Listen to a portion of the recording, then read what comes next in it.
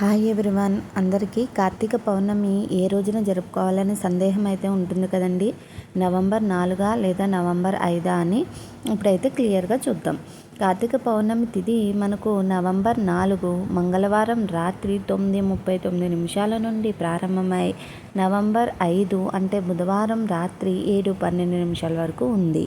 అయితే పండితుల సూచన ప్రకారం నవంబర్ 5న కార్తీక పౌర్ణమి పూజలు దీపారాధనలు చేయాలని పండితులైతే మనకి చెప్తున్నారు. కాబట్టి నవంబర్ 5 బుధవారం రోజున మనం కార్తీక పౌర్ణమిని జరుపుకుంటాం.